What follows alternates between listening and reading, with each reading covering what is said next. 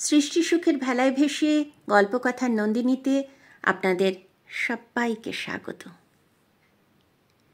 বাঙালির 12 মাসে 13 পার্বণের অন্যতম পার্বণ জামাই ষষ্ঠী।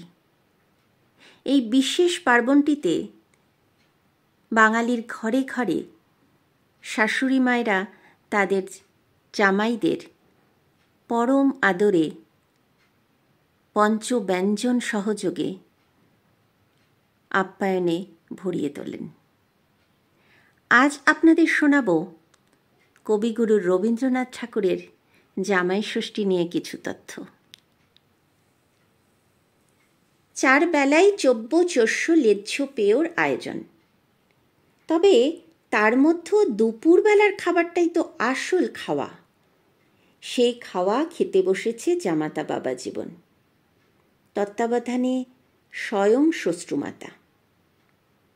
ভাতটা ভেঙে ডাল ঢালবার আগে শাশুড়ি মৃদু আপত্তি করে উঠলেন, আগে তেতো দিয়ে খাও।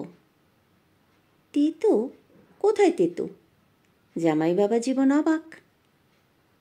প্রথম বাটিটি শাশুড়ি আঙুল দেখিয়ে দিক নির্দেশ করলেন। ওহো, আমি বুঝতে পারিনি। একটু মেখে মুগ্ধ হয়ে বললেন, উচ্ছে আছে বুঝতে পারছি, তেতো ভাবটাও আছে, কিন্তু বেশ অন্যরকম হয়েছে তো। আরেকটা তেতো আছে, ঘি করলা। ঘি করলা? ওই যাকে তোমরা কলকাতার লোক কাকরোল বলো। তিক্ত পর্ব শেষ হলে জামাই খেলেন নারকোল দিয়ে সোনা মুগের ডাল আর ভাত, সঙ্গে কয়েক পদ ভাজা, আলু ভাজা, কুমড়ো ভাজা, পটল ভাজা, বেগুন ভাজা, তারপরে তরকারির পালা। এটা তো মোচা মনে হচ্ছে। হ্যাঁ, মোচাই তো। তুমি খাবে না? কেন খাবো না? আমি তো এখন নিরামিষ খেতেই ভালোবাসি। বড় তৃপ্তির সঙ্গে জামাতা মোচা ভক্ষণ সমাপ্ত করলেন। এইটা? ওটা তো লাউ ও ছানা দিয়ে একটা নতুন রকমের তরকারি। তাই নাকি? সাগ্রহে জামাতা বাবা জীবন সামান্য ভাত দিয়ে মেখে খেয়ে মুগ্ধ হয়ে বললেন, বাহ, এটাও ভারী সুন্দর হয়েছে, বড় তৃপ্তি পেলাম। দীর্ঘ দেহের অধিকারী জামাতা বাবা জীবন, কিন্তু পরিমাণে খুবই স্বল্পাহারী। ভাতের পরিমাণ দেখলে যে কোনো ছোট পাখির আহার বলেই ভুল হবে, কিন্তু বেশ কয়েক রকম পদ রান্না না হলে তার মন ভরে না। আজ তার মুখ দেখেই বোঝা যাচ্ছে সে অনেক দিন পর ভারী তৃপ্তি করে খাবার খাচ্ছে।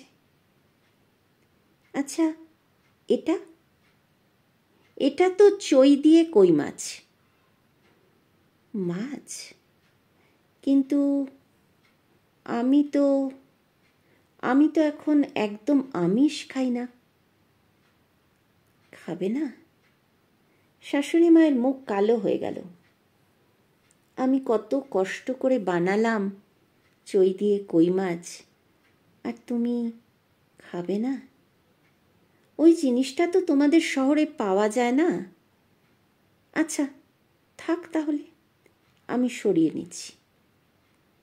জামাতা একটু চুপ করে রইলেন, মাথা নিচু করে কি যেন ভাবলেন, তারপর বললেন, থাক, সরানোর দরকার নেই, আমি খেয়ে নিচ্ছি।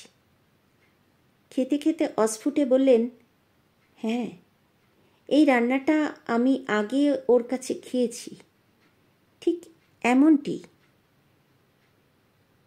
একটু দূরে দাঁড়িয়েছিল জামাতার ভৃত্য উমাচরণ।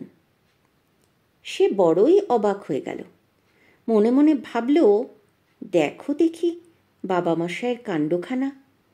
মা ঠাকুরন চলে যাওয়ার পরে আমরা এত সাধ্যি সাধনা করেও ওনাকে এক ফোঁটা আমিষ খাওয়াতে পারতাম না, আর আজকে যেই শাশুড়ি বলেছে অমনি মাছটা খেয়ে নিলেন। সময়টা 1903, অবিভক্ত বাংলাদেশ। শাশুড়ি দাক্ষায়ণী দেবী, আর জামাতা স্বয়ং আমাদের কবিগুরু রবীন্দ্রনাথ ঠাকুর।